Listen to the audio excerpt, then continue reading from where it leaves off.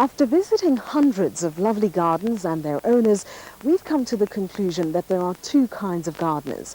Those who get the gardening done as quickly as possible so they can sit back and gaze at their creation, and those who garden because they love the act of gardening, getting their hands dirty, constantly planting and trimming. Their gardens will never be complete because it's the constant change that they enjoy.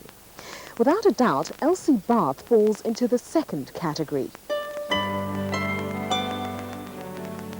With lots of gardeners moving from bigger properties and downscaling to a very tiny area, I'm sure some of our viewers might be very worried that they couldn't create a pretty garden, but you've done it in a very small area. Yes, well, we've tried to. Yes. Yes. When you came, did you find that trees and shrubs had been planted already?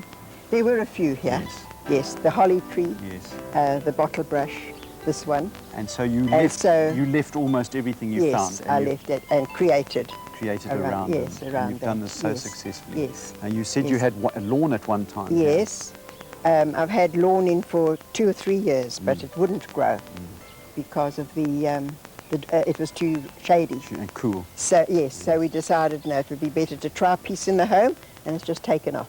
And it's done a wonderful job. Yes, And it has. even with some 300 people passing Yes. over on your viewing day, Yes. it's managed to withstand the Yes, traffic. it has. Yes, a lot of them were very good. They stayed on the stepping stones. And tell me, your choice of plants, do you have a particular theme that you like fuchsias more than roses, let's say, for example? Or? Well, I find that roses don't grow all that well here. So you leave them alone? So I leave them alone. I love fuchsias, and they have done very, very well. And I like the pinks and the blues and the whites. Are your favourite colours? Yes, I try to make it a feminine garden. Lovely. And do you do all of the gardening on your own? No, I have it planted out once a year, and then for summer, and then I do the maintenance. Would you describe your little garden as a cottage garden? Well, I've tried to make it into an English country garden. Yes. Yes, that's what I've Now you've used Right. some unusual plants in that context. Yes. And one of them is this elephant here, which has Yes. grown enormous. Enormous, yes. Have you been feeding them specially this year? No, that was planted about September, I think. A tiny little plant like that. Out of a black plastic bag? Yes, and Yes. it's just gone wild. Gone wild. Well, it's Yes. certainly made a great contrast with the fine leaves of some of your plants Yes. and this big contrasting Yes. elephant here. I wasn't expecting it to grow as And big look as how that. prettily the raindrops The hold raindrops, on the yes, surface of the leaf. lovely. Now, Elsie, this is the north side of your charming little cottage garden. Yes. And you've also kept to a colour theme here, haven't you? Yes, You've kept to the pinks and the whites. the pinks and the whites, the occasional little bits of blue. Right. Yes. And some strong contrasting colour there Yes, with some coleus. with the coleus, yes. And again, a textural change with another elephant here. And your little bird bath here, you were telling me about a special bird that comes Yes, the Cape Robin comes every evening for his bath in this bird bath. I love to through. watch And he him almost come. never misses. No, And he likes you to put fresh water in too. fresh water. As soon as the fresh water's in, he's there.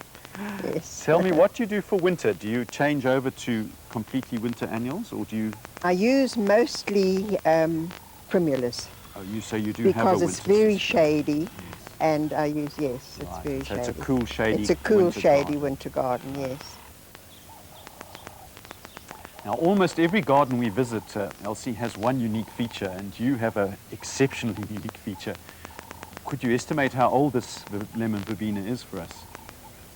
I'm not very sure, but I do know it's been here 26 years. Yes. It might have been longer, but the lady next door assures me that it was here when she came, Yes. and that was 26 years ago. Right. Yes. Now, you had a near disaster with it, Yes. didn't you? I found white ants coming right up the trunk, Yes. and so I poured ant poison down there, hopefully to kill the ants and not the tree, but Right. it seems to have killed the ants and the tree still fine. That's about- Although it's now got a hollow centre, is that Hollow right? centre, that's Yes, right, yes. so- Now, do you give it any other special attention from that after that event with the ants? Not really. Not really. No, not so really. It just has become a Just part of your become a garden. part of the garden. And do you give it an occasional pruning back? Yes, Yeah. a little bit. Right. I prune it a little bit. Yes. And you've just finished it off so nicely with the little pebbles and the 2 ducks and Yes. the ferns, and that's your feeding tray for your birds, That's isn't the it? feeding tray, yes, for the birds. I usually keep apples on there. Yeah. Well, I must Gives me compliment lots you of joy. on your lemon verbena. And let's just hope it goes for another 26 years. Oh, let's hope so. Yes, let's hope so. Now, you mentioned that your water feature was looking a bit overgrown. Yes. And I said to you I thought it was just about right, but you feel you could just clear a bit of that Nandina away. Right, And you yes. probably will, Yes, I think I will, yes. so that it's visible. But you put it in this position for a particular reason, didn't you? Yes, so that when I'm sitting in my summer house of a Saturday afternoon, I like hearing the water. What does gardening mean to you personally? What has it given you? I think it's given me a purpose in living, now that I'm living on my own. I get a great amount of enjoyment from just walking around in a tranquil atmosphere. And it's given me quite a purpose for living.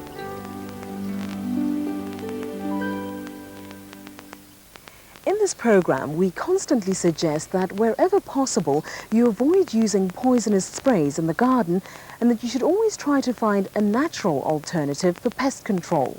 But sometimes insecticides or herbicides must be used.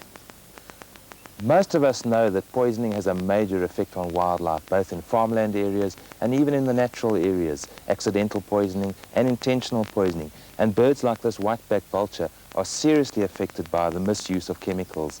But we seldom think about the urban wildlife, all the little things in the gardens that are affected by chemicals. There must be a major impact on them, Gerard. I'm sure there's a big impact on these things in the gardens. You know, the problem is people always think about vultures and eagles and the animals that are out there in the veld as being real Mother Nature. They forget about the fact in the garden we've got plants, which is part of Mother Nature, but also there's small mammals like hedgehogs come into gardens very often. And think about all the bird life we have in a place like Johannesburg and Pretoria, and then beneficial insects. The amphibians have virtually disappeared from our garden because of chemical contamination. And that's why we're sitting with gardens, which are supposed to be wild, but we've lost the natural part of it, and we just have the human-made part of it. So the impacts have been as severe on the gardens as we find them wild with things like the vultures. If you're going to use chemicals in the garden, there are a few steps that you need to take before you actually do the spraying. And one of them is to decide whether it's actually necessary to spray the plants in the garden. Now, in a case like this with clivias, which have been attacked by the amaryllis worm, that is an insect that is not going to be eaten by any of the birds in the garden or any of the natural biological agents that would control these pests. So here we have to spray. And what type of chemical would you use in this case, Gerard? We have a choice, Roy. You can either go for a contact or you can go for a systemic one. Now, the problem with a contact insecticide is if you don't actually contact the insect with a chemical spray, it won't be effective. And if you look at these plants, you just showed me down there, these worms actually go deep into the plants and you can't actually reach them with a contact insecticide. That's why the systemic one is better, where the plant actually takes it up in the root system, it's transported into the leaves, and when the insect actually eats the plant, it ingests the poison, and that way you control it. So for this one, definitely a systemic insecticide. So one case in the garden where one really needs to use a chemical, otherwise you're going to lose these plants, they will die. But here's another case where we've got Plectranthus, beautiful Plectranthus growing, and you can see that the leaves have actually been eaten by worms. But in this case, the show has not been affected. And quite possibly, the natural control agents in the garden have managed to control these caterpillars. And in a case like this, one may rather stand back and say, let's not spray. Yeah, I think you're right. You know, if you look at these plants, the impact of the insects on the plants was not to the extent that you actually lose the entire display. It was mostly a little bit of a visual nuisance. It wasn't really an impact which would destroy the plants. Compared to the clivias over here, if you don't do any control, you will lose the plants. So quite often people just go and they spray insects and they haven't decided for themselves yet, is it a nuisance which needs to be controlled or is it a nuisance which I can live with? And that's the first critical choice one needs to make before you go into any chemical application in your garden. Many of the exotic plants that we use in our South African gardens are major attractants to insects, and that's generally because they're not ideally suited to our climate or to our soil conditions. And so you have plants like roses which attract a huge number of pests or so-called pests like aphids. But we need to remember integrated pest management, or IPM as it's known, where we use the natural predators and the interaction with the pests. What would you do in a situation with roses? Right. The worst thing people do when they see aphids on roses, to run indoors, get the chemicals and spray the roses, because you break the entire natural cycle. Now, apart from the aphids that come to the roses, you also have other insects like the predators, which would come to feed on the insects which infect your roses. And people should be observant about this, because the moment you get the aphids, you get things like the lacewings, you get ladybirds, you get other beneficials which come in. And if you can just hang on for a week or two and allow these predators to take control of the insects on your roses. Because the predators take a lot longer to get up to speed. The pests are very quick, aren't they? The pests are very quick. They proliferate enormously fast. And the predators take a long while before they go into season, before they start being effective in control. Now, if you use your chemical too early, you will actually wipe out all the insects, particularly if you use things like pyrethroids, which are perceived to be soft, but in terms of insects, they're very hard. So you wipe out the beneficials, you wipe out the predators, and you also wipe out the aphids. So the thing is to hang on, to allow Mother Nature's predators to come in to control the aphids. And of course, the real wildlife gardener actually wants the aphids in the garden to attract the birds, like like the white-eyes, and the cisticolas and prinias that come in.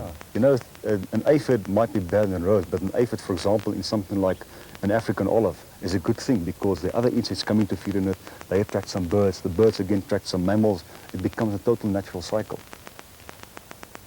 I think what's important is, that the garden is not only created as a beautiful area for the gardener, but the gardener should actually be looking at creating habitat like has been done here. This is a very wild area, a mixture of indigenous plants and exotic plants, but there's all the essential items for predators to be able to live here, like the mulch layers. I think it's important, to look at your garden also from the animal side, not only from your own side. Like you say, it's beautiful for us, but what do the animals, the birds, and the insects think about this place? Is it suitable for them? Would they be able to live here? Would they be able to breed here? Have you got some old wooden stumps where things like the barbers can go in, the geckos and so on? It's great also to even leave the dead branches with their bark, because this is, of course, where the geckos would hide away, and some of your insect predators would hide away behind the bark as well. Yeah, unfortunately, most people see a piece of dead wood as something which is obstructive in the garden, and they chop it out. And that's, like you say, it's a very good breeding place and hideout place for things like the barbets and geckos. And if you look at this mulch on the ground here, that's where you say that we get all these predators that they breed there. And it's a good place for hedgehogs to start breeding up and to make little den. So it should also be a good area for the natural animals and the birds and the insects in the garden itself.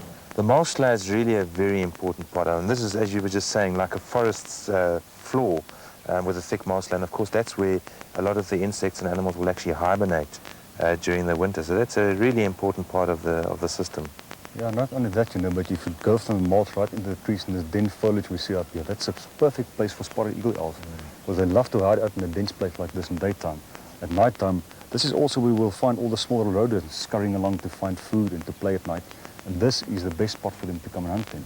So you create an environment where you have the small mammal, the mulch, the insects on the ground, and on top you find the predator, which also uses your garden then. I think it's also important to realize that with indigenous plants, even if they're not indigenous to the specific area, they seem to have a much greater hardiness against insect attack. And it's part of the natural cycle, for example, to have the Korea or Rus species being attacked by aphids every year. But without any intervention, the new leaves will grow through that.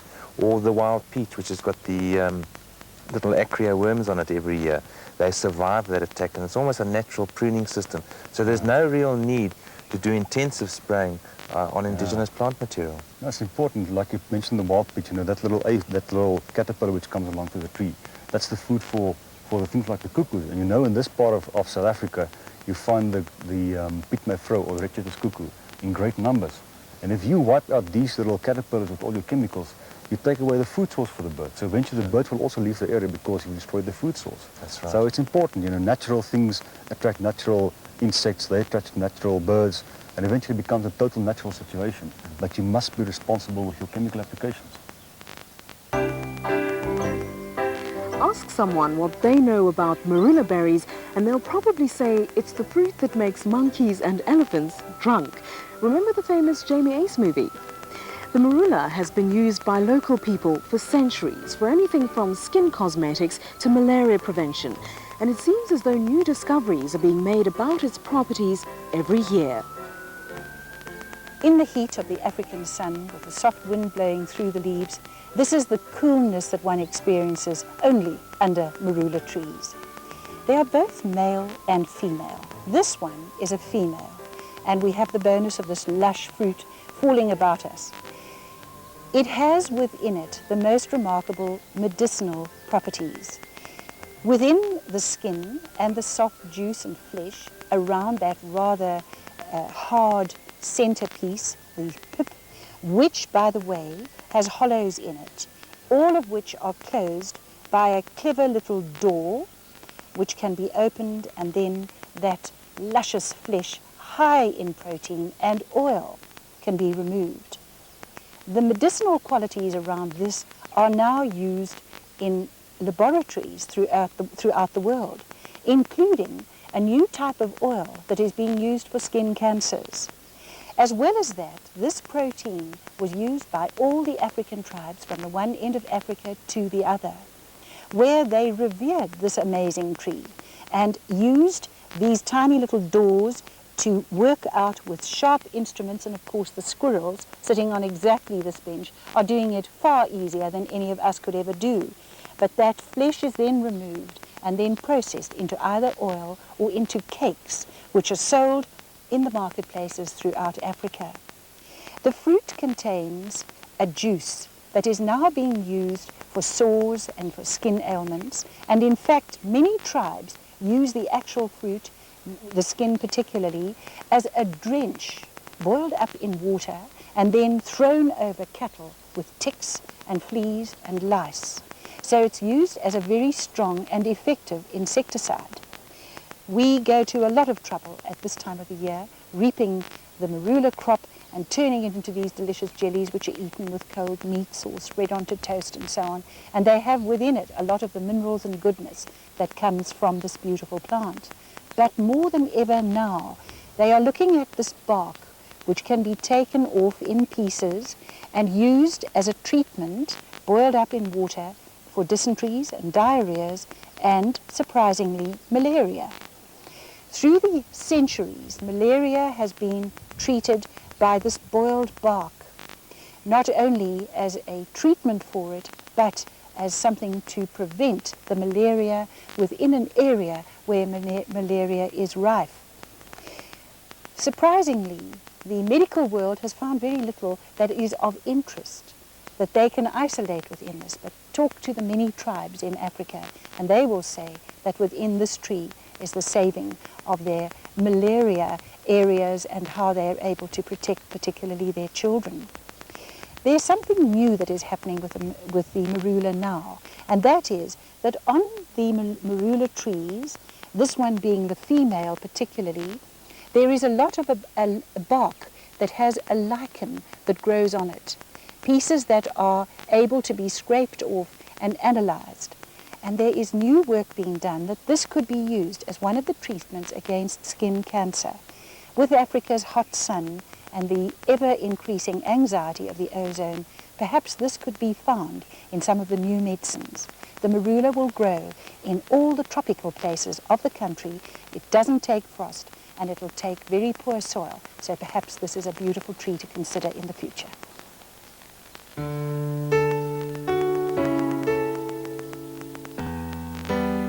Mr. or Mrs. Bratley from Takai in Cape Town has actually asked us two questions. The first one is that their property's got a very large 6-foot wall which casts deep winter shade. Yes. What can be planted in Cape Town from the months of May to September? Yes, Primulas. well, Primula family. are the answer. Yes. And probably even one sees it as shade, but you know, plants are so clever at picking up reflected light. Yes. So although we see it as deep shade, there's probably enough reflected light for primulas to grow. And there's such a lovely range now. The Primula malacoides colour has been changed. When I was a Beautiful. young student, there was only the purple. Yes, Now we've yes. got the white and the pinks and the mixeds and lollipops, and they're just wonderful. Lovely. And very reliable and very easy to grow. And they love a shady, damp place. Yes. What a better position. And There's- Apconicas. Apconicas are a Primula little Apconica, are new. wonderful plant. Again, always only grown previously as a pot plant. Now, with innovation, they've been tried in the garden and have been successful. And I think they'll be very successful in Cape Town. And those lovely polyanthus, Primula polyanthus. Superb colours and bright, and you can mix them, or you can have Yes. unicolor. You know, you can do anything, and yellows and blues and Lovely and the colouring. polyanthus, the old-fashioned ones, are Yes. pretty too. So primulas are the answer for that. And of course, Bellis perennis, the little English daisy. It will do it as well. Yes, it will. In not very dark shade. No, it doesn't like dark shade, No. but with reflected light, it'll make it. Now, the second problem is that they've tried to plant stocks, not obviously in the shade, and they end up with mainly more singles than doubles, can anything be done about it? Now, this is quite a tricky one, isn't it? It is. It could be a very long answer, but Yes, we'll but try and let's bring it down. make it short as possible. And of course, what one has to realize first is that you cannot have doubles without singles, because it's the single stock that is the fertile one. The doubles are a mule, if you like, and they're a double with no stigmas and no stamens. They cannot make seed. So the only way the seed merchant can get doubles is to grow the seed from the singles. Now, they haven't found a way of getting 100% pure double strain. So whenever you have stocks, you have to put up with a few singles. Now, some of the books I researched said you can identify them when they're seedlings. There are tricks of putting the seed in the fridge and bringing it out and then looking at the leaf color when they germinate. But it's there's no guarantee. No. So what you have to do possibly is plant your bed of stocks and then pot some up. Yes. And when you find the singles coming and you insist on a double bed, then you bring these potted ones and pop them in where the singles come. And take out the poor unfortunate singles. There's no other way. Yes. Singles have just as good a perfume, and they make quite good cut flowers. Yes, too. they do. They're very pretty. The passion of true gardeners can be a wonderful thing for those of us who appreciate their point of view, but it can be quite threatening for those who don't. Listen to these two quotations.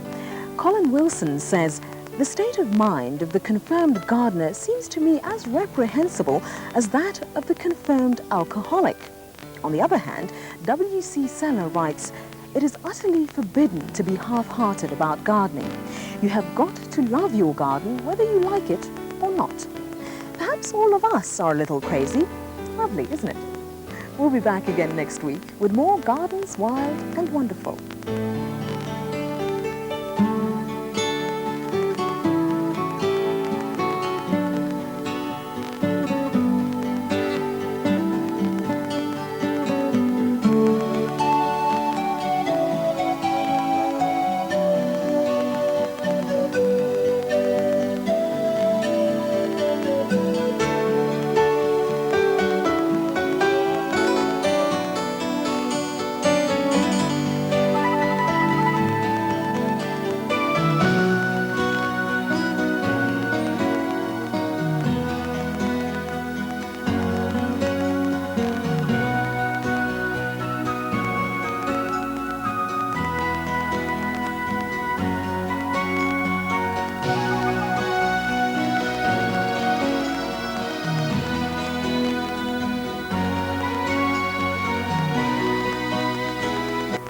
Surprise your mother with a beautiful plant for Mother's Day from your local Green Industries Council member nursery.